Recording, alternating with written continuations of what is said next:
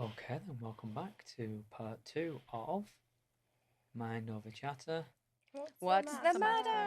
Thank you. So we haven't got an audience now. The audience is gone. Everyone's disappeared. But this is part 2, and it's traditionally in part 2. What do? We need a word from our sponsor.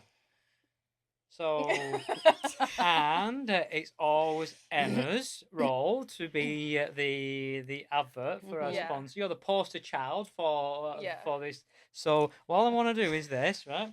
So, we have our product here, right? Yes. So all I want you to do is, right, but don't spill it anywhere because you know, right? So just you take the bottle, right, and you kind of like maybe take the lid off and smell it or something, and then all you need to do is say something like, "Man, that's mighty fine oil," something like that. You know, "Oh, that's real good oil," whatever. You know, make it natural. So there you go, and then hold it up to the camera. So yeah, but make this natural. Come on, like you're using it. Yeah, go on. Yeah.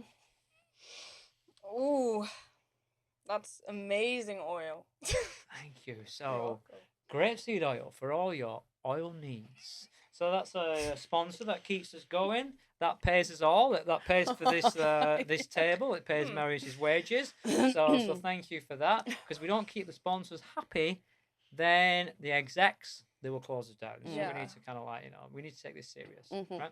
So part 2. Now there's something else I'm going to whip out. Oh no. And this is Therapy Today.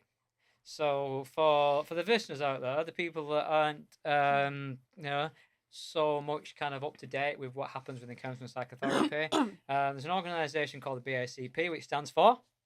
So I was going on a British Association of Counselling and Psychotherapy. Yes, exactly. Boom, right? And if you remember, you get this kind of monthly magazine. Now, it is an opinion piece. It's not really a peer-reviewed journal, but there's always some interesting things in the FFF, food for thought, right? And this is particularly, it was about supervision. So I thought maybe I'll kind of like go through some of the points and just see what your opinions are on it. Does that sound all right? Yes. Okay. Right. So the first part is and I've lined. Couldn't think of the word lines then. I was going to say underwritten, right? But that's what people do when they're like closing down people's property. Yeah. And things like that. Right. But anyway, and this is from a supervisor who says, "I worry at times about the responsibility of overseeing other practitioners whilst not really knowing what they do in the therapy room." So there's the quote. What do you think? What do you think? Yeah.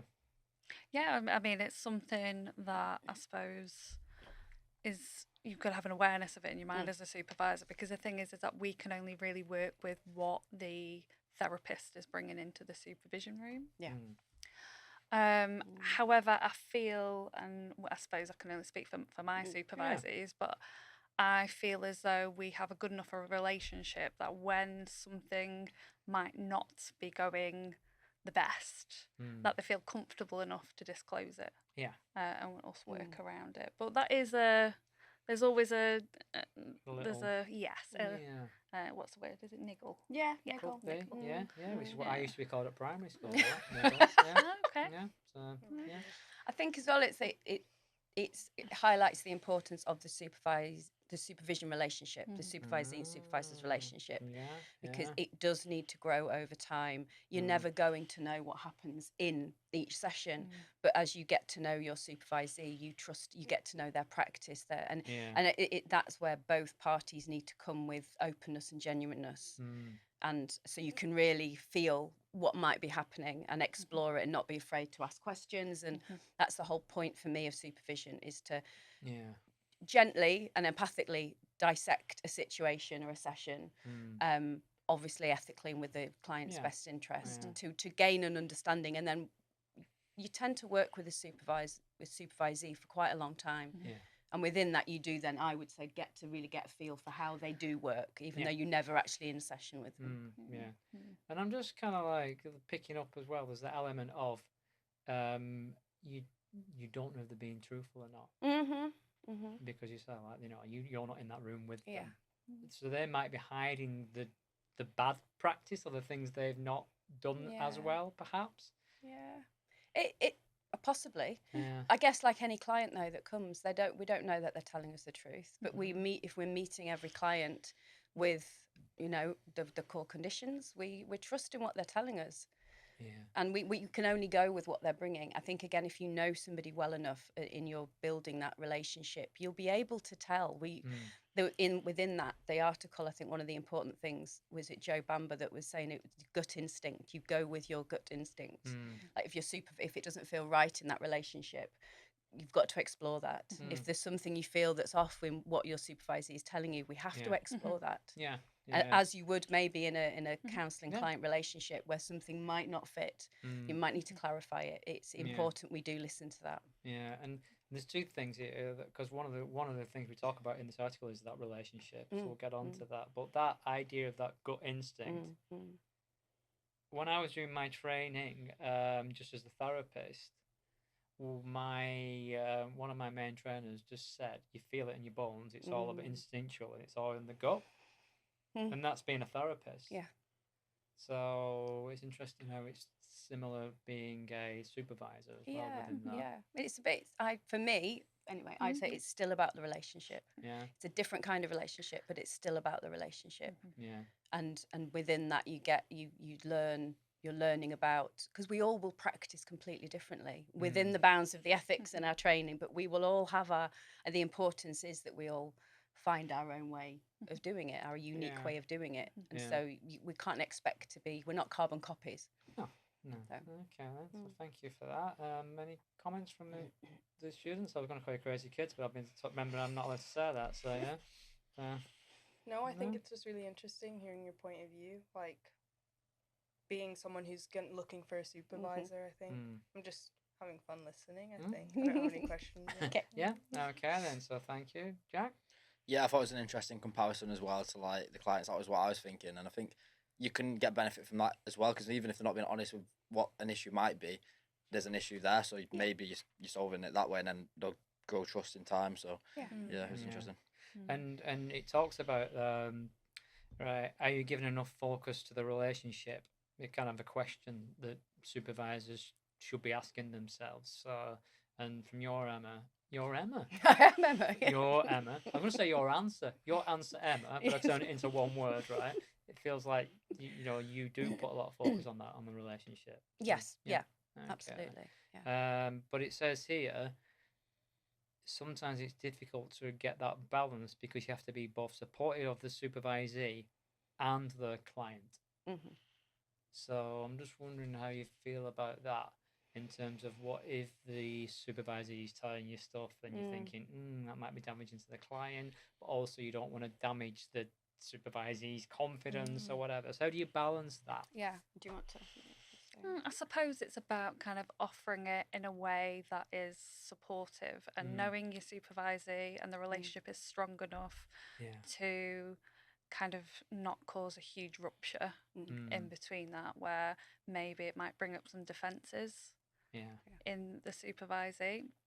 And again, it is all about the relationship, isn't it? It's all about kind of, because we're not there to catch anyone out. We're not here to think it. We're here as a tool, really, a guide, like to scaffold and build. And I suppose when when I work with a supervisee, I suppose that's where the importance in making sure that that's sort of the intent is there, that actually we're looking to uplift rather than absolutely there's no reason for any it's not really criticism, but I think it is an odd combination when you're working. It's like helicoptering almost, because you're with the supervisee and it is about them as a person, as a therapist, but it's also about their clients. And so you've got safeguarding on multiple levels and things to kind of think about, which can feel overwhelming or sound overwhelming. But I think once you get into the rhythm of it, it's actually quite normal. It's the things you would naturally consider as a therapist. If somebody was telling you about somebody that was vulnerable, you might, if you're used to working ethically, you would maybe think, I hope they're okay. Have we thought about this? It's kind of a natural, again, I feel that it's a natural kind of line of questioning to, did you check this out? Even if you didn't, okay, that's okay. And again, it is that relationship that we're not, like you said, we're not calling them out. We're saying, well, let's work together. What was your thinking of, or why didn't you? we all have moments where we freeze. We all have moments where this situation comes up and we've never had it before. Yeah. Safeguarding will always fall on a Friday just before everybody goes home. Things like that. It's a role of a supervisor's job to help the supervisee work through that, learn from it, and hopefully catch any I wouldn't even say mistakes, but any balls that have been dropped maybe, to help catch them and to ensure that the client's safety is paramount, as well as the supervisees. And within that, I mean, I don't want any specific details, but has this ever happened where you've actually like thought, oh no, they've dropped some balls here and I've got to try to do something about it? But nothing major for me. I would say it's just been the odd, and it's why I will always say to my supervisees, if you're not sure, ring me, message me. Let's just talk this through and tell me what your process has been, your thought process on this case, this safeguarding, whatever it is. And then for anyone, and I do that myself with my supervisor and my colleagues, is it's always best to talk it through. Never hold the burden on your own, because there might just be one thing. You might think, actually, no, I don't need to ring the social worker. Maybe you do. And so it's not a big ball that's been dropped. It's just maybe let's really bolster this up by ticking all the boxes. And maybe just rethink, is there a child at need, or whatever the scenario is, So, but nothing huge. No, but I'm still getting that strong ethical consideration throughout, which is what we talked about in the previous episodes. And it's making me reflect upon similarities between your role and my role then, because we've always got to have one eye on potential clients that Emma and Jack are going to be seeing. And that's always important, especially because we all hate having to fail students. Really do, because we want you to do well. But then if there's especially on this fitness to practice recording that you're going to be submitting, and you put right, because it's a very important thing that you're going to be doing right now, isn't it? This fitness to practice, and we do not want to fail anyone, but we've got to have that eye on the possible vulnerable clients. So, which is why we have to be strict upon that. But so it can be difficult from our perspective. We want to look after you, and we want to see you grow and develop and learn, but we also have to look after the clients as well. So I think there's a bit of similarity there. Within our roles. When I was listening to Emma speak, it kind of reminded me, because I'm quite anxious about this fitness to practice. And I've just been feeling so insecure about what I'm sending in and how I'm dealing with these sessions I'm having with my course mates. And it's kind of just I understand that I don't know, it's kind of just scary, because it's I'm going out into the world and I'm dealing with people that aren't my course mates, and I could sit with my course mates after and just say after the recording, oh my god, I feel I did really bad in that, and we could talk through it, but I can't do that in real life. I can't just sit with a client after 30 minutes and be oh, how did I do? Did I do really bad? How was that for you? And I could understand being transparent and being oh, how was that for you? How are you feeling after that session with a client? But I feel it's so much different with your course mates. You could get some feedback back. But I don't know, that's what's scaring me about placement and this recording, sending this recording in, because every recording I've done, I feel I've not, I don't know, I'm just really unsure about it. So I don't know, listening to you, having supervision seems just I really need it. I don't know, I feel I think it's really scary that I'm gonna have a relationship with someone who isn't on my course, who can't give me this PSEP scale type of insight, and I don't know, that's what I'm feeling. Well, it's good, it's kind of good awareness, and but these are the type of things you would possibly take to supervision. That's what I'm saying. But it's the fact that I'm dealing with it now, and I don't have placement and I don't have a supervision, so it's just I don't know, I have to fix these problems or insecurities with my course mates and with my lecturers. So it feels like you would kind of feel like you might benefit for something like a supervisor even now. That's what I was thinking. I was just might need you right now, Emma. That's fine. But that's the thing, is having a space to reflect you do after each session, whether it be in your skills or whether it be in placement, making notes, think about, reflect on it yourself, the process notes, and taking it to whoever you can, like you said at the moment, your tutors and your course mates. I think that's the big importance, is talking about it, reflecting, and then exactly that, when you do get a supervisor, that's exactly what you take to the supervision, and the supervisor will be wanting to know, like, well, how did the client respond to that, so we can start to get an idea of how it kind of played out in the session. And I'm not like targeting what you said, but like, no, 'cause you said like, oh, supervision usually ends on a Friday, like, and it's just like, it's kind of scaring me, because it's just like, I can't do that with a client. Like, I can't go back and sit down and talk about it. Like, once I've done the session, that's the session, and then I go to supervision and I talk about all the things and mishaps that I assume happened, and like, oh, I wish I did this, I wish I did that, I wish I didn't do that. And I don't know, I think it's really scaring me right now, guys. But like, I don't know, I have to sit with it and think about it. And I think that's what the exciting thing about counselling is, building the therapeutic relationship, and probably building some confidence up in my own skill. Yeah, and I think it's about learning to assess the risk, and because the panic, I've been there, I absolutely, and I still am at times. The panic of it's something, what's going to happen, and have I done it right? But we are not an emergency service. Yeah, we are not. We are here to sit with another person and meet them where they are, and so we can try and a supervisor, in my mind as well, is, we're not an emergency service or 24 hours a day, but if we've made a commitment to work with a supervisee, especially a student, then we will be there as much as possible to debrief whenever needed, or as much as needed, to talk things through. Yeah. And if you're in a placement, you also have that support of the people within the placement. Yeah, that's true, because you tend to get a placement mentor as well, or somebody you could go to. And every supervisor, what can I say? Every supervisor I've had has always said to me, if you do need me, do call me. They give me that opportunity. Yeah. I don't think I've ever done, right, because I don't want to bother them. But I actually have sent the odd text. But it's just good to know that support's there.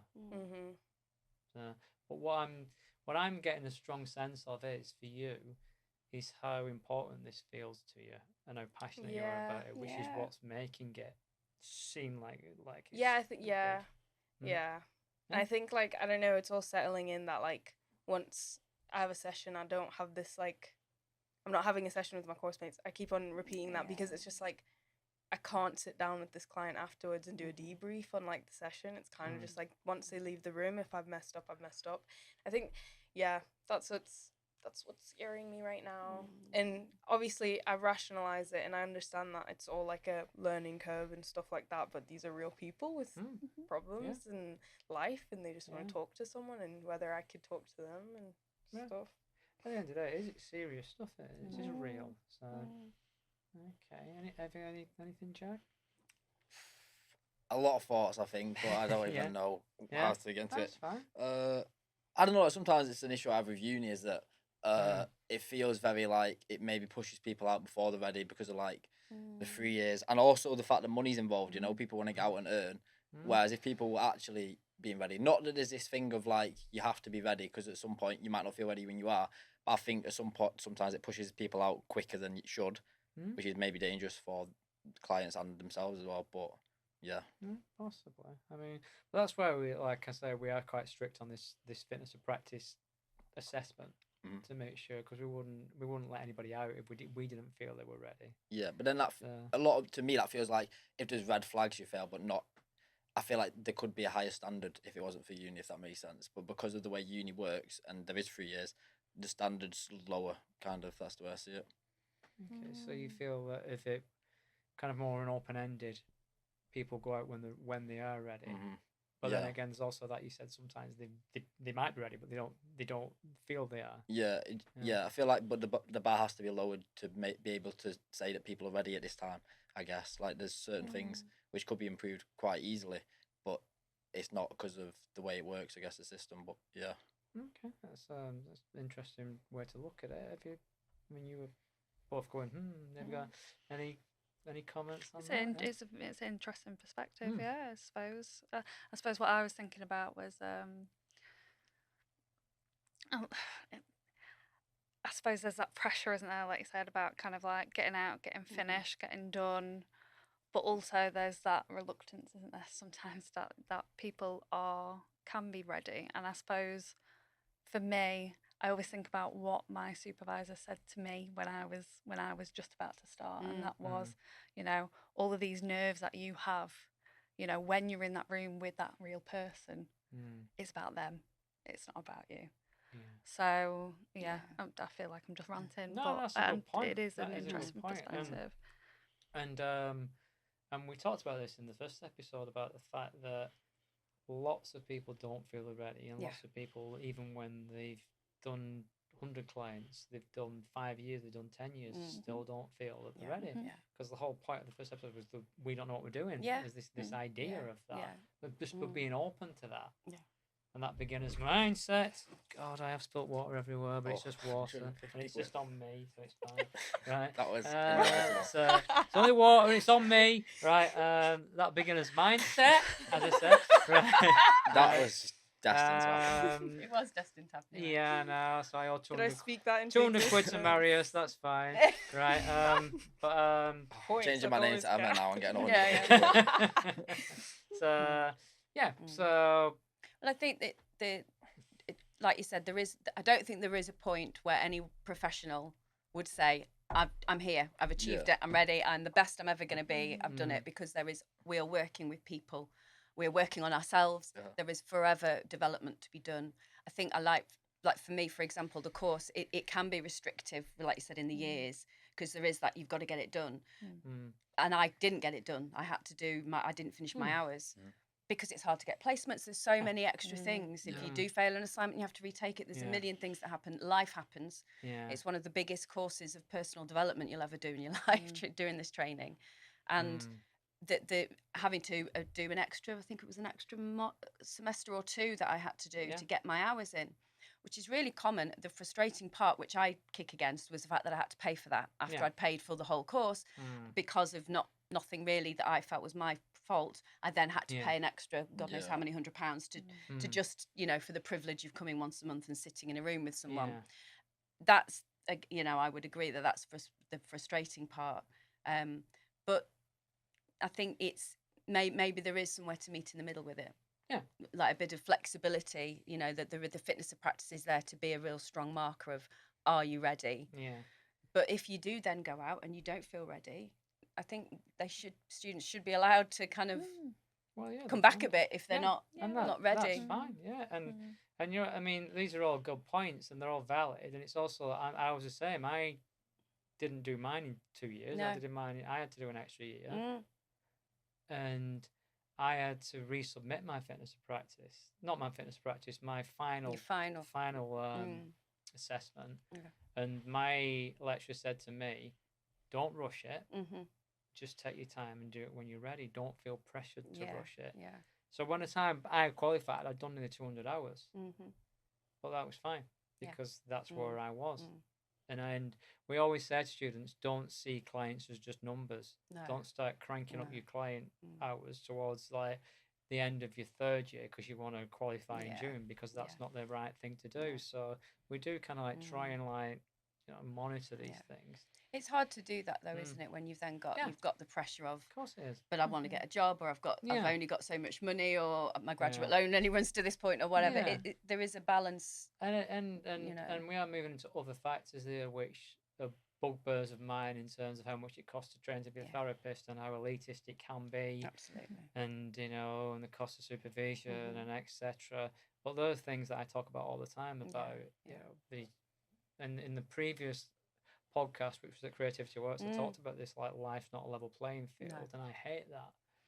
And there are barriers for many people training to be therapists just because of how expensive it is, and that's something which I'm against. So we try to kind of balance that as best we can. So okay, we've only got 48 seconds left apparently. Oh my goodness. This episode. So any final comments? Anything? Who would like to use a word to sum up part 2? One word. Well, in fact, we'll go around like it's PD.